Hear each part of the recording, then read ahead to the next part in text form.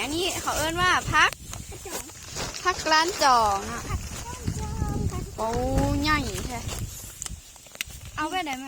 ดอกมันอันนี้ว่าดอกมันเย้ยโอ้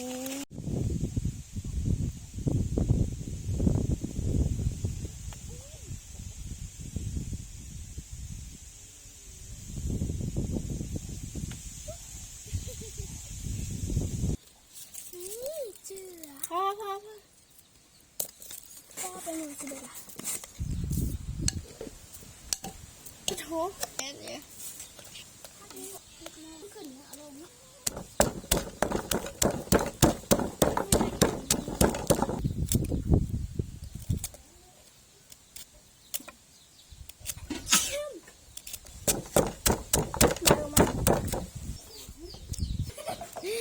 กะมะขามนี่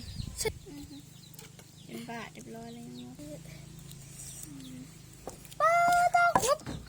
ปลาล่าแม่บุญล้ำเด็ดคนแซ่บ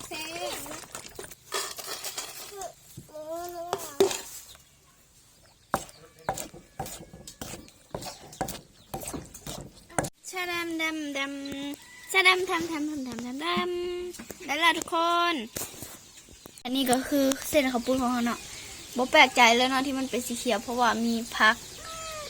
กมาต้มใส่น้ำกันเลยเป็นอะไรหาซุกแล้วบอกสุกแล้วอ่อนทุกคนเลยนุ่มแบบเรียบร้อยโอเคเชะ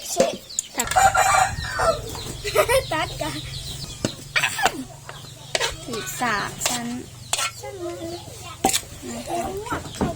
ต่อมากันยวกเด้อทุกคน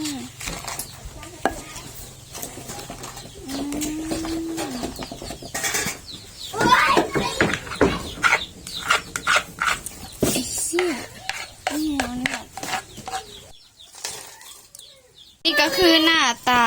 ต่ำของเฮานั่นเองนะทุกคนเนาะเป็นยังไงซิมแซ่บโอเคมันนะ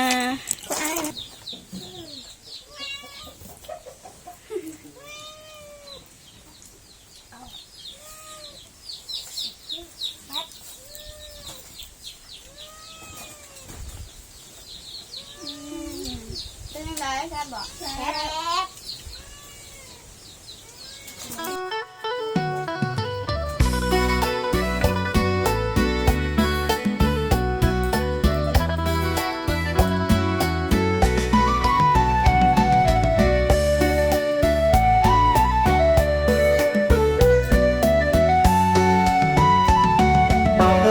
ฟังเสียงนกคู่กลางทุ่งนา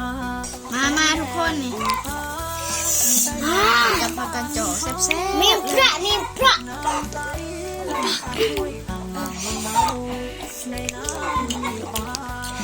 คำโตๆใหญ่ๆ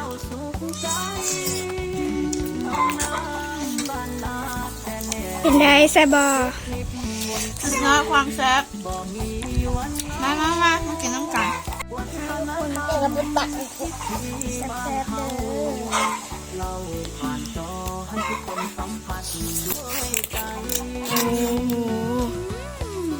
สุดยอดน่ะ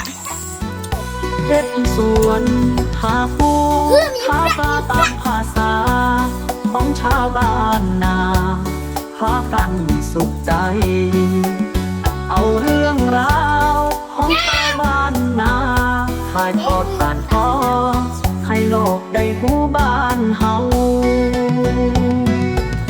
น้องน้ำบ้านนาแชนแนลเบิ่งแล้วใจอุ่นบอกเคยมีวันเนาสุขไปกับธรรมชาติป่าเขาลำเนาเฮ็ดให้เฮาสุขใจในบ้านนาเฮา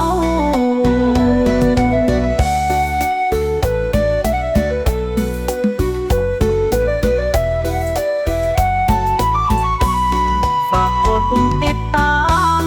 ฝากใจให้กันน้องน้ำบ้านนาเป็นยังไงทุกคนสำหรับคลิปนี้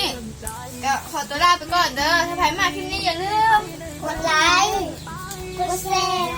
และกด Subscribe เพื่อเป็นกำลังใจให้พวกเราได้สร้างสรรค์ผลงานใหม่ออกมานะบ๊ายบายสำหรับคลิปนี้ขอตัวลาไปก่อนนะทุกคน